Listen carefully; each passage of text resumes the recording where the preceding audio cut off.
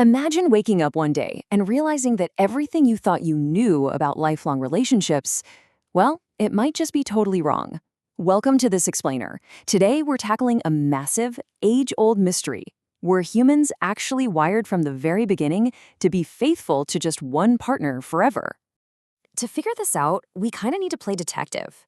We have to rewind the clock about 100,000 years. Think about it. Long before cities or governments or, marriage licenses even existed, our ancestors were living in these small, tight-knit hunter-gatherer bands. They relied on each other every single day just to survive. There were absolutely zero societal rules or religious institutions telling them how to run their love lives. So, without any of those modern guardrails, how did relationships actually play out there in the wild? All right, before we get into the heavy clues, we really need to get our definitions straight, because biology makes this absolutely vital distinction between social monogamy and sexual monogamy. When most of us say monogamy today, we mean one partner, period. But biologically speaking, social monogamy just means two individuals live together, cooperate, and raise kids as a team. Sexual monogamy means they only ever mate with each other. And this brilliantly illustrates the real twist here. In the animal kingdom, those two things are rarely the same. Seriously, tons of animals form these beautiful, lifelong partnerships to raise their young, but they're still occasionally stepping out and mating outside of that bond. Okay, let's dive into this evolutionary lineup of our closest primate relatives and see what clues they can give us. I mean, if we want to understand human nature, we naturally have to look at the family tree, right?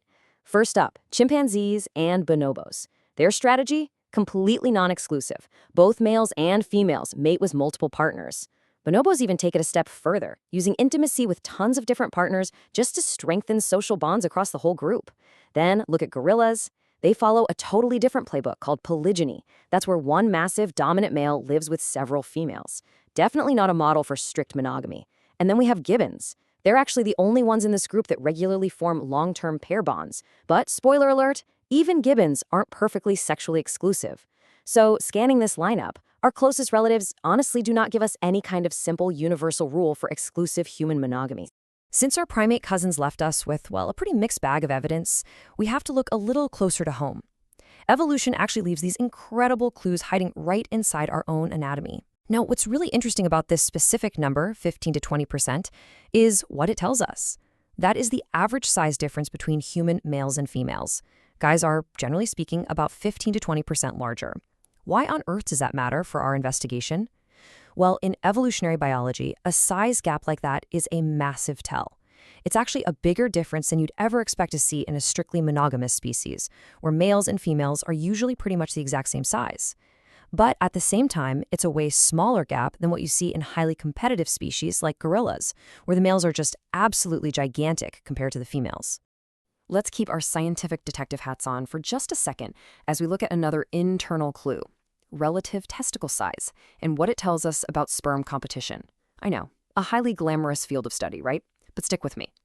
In the animal kingdom, whenever a species has intense sperm competition, meaning the females are regularly mating with multiple partners, the males usually evolve much larger testicles. So where do humans fall on that spectrum? If you put strict monogamy all the way on one side and high promiscuity way over on the other, humans land squarely, right in the middle. We aren't strictly monogamous, we aren't wildly promiscuous. Just like that body size difference, our internal plumbing strongly suggests our early ancestors experienced a real mix of both pair bonding and competition for mates. We are literally built to sit right in the gray area. So, if our internal biology is pointing straight to the middle ground, what does the actual historical evidence of human behavior show us? Anthropologists have spent a ton of time studying both modern and historical hunter-gatherer societies to get a window into prehistoric life. And what they found is that early human relationships were just incredibly flexible. Now, yes, most groups definitely had some form of marriage, and people absolutely formed deep, long-term partnerships. But lifelong, exclusive monogamy? That was absolutely not a universal rule, not even close. Some societies completely embraced polygyny. Others were totally cool with divorce and folks finding new partners. In fact, serial monogamy, where you form a long-term bond, eventually go your separate ways, and then just form a new one, seems to have been incredibly common. So the crucial point is that early human survival didn't actually depend on one isolated lifelong couple trying to do absolutely everything by themselves. Honestly, one of humanity's greatest evolutionary superpowers was our extreme level of cooperation. When it came to raising kids, parents were almost never going at it alone. Anthropologists call this cooperative breeding. You had grandparents, aunts, uncles, older siblings, and even completely unrelated members of the group all pitching in and sharing the massive, exhausting effort of raising children. And because that heavy lifting was shared by the whole community, human families could thrive even if a biological mom and dad didn't stay exclusively coupled forever. The community itself was the safety net. Now, if our ancient ancestors were really that flexible, you're probably wondering, why does strict monogamy feel like the absolute default today? Let's move forward on our historical timeline and see how this builds, because about 10,000 years ago, everything flips. I'm talking about the agricultural revolution. Humans literally stopped wandering. We settled down permanently, started accumulating wealth, grew surplus crops, and claimed property. All of a sudden, inheritance became a really big deal. And because of that, marriage fundamentally shifted.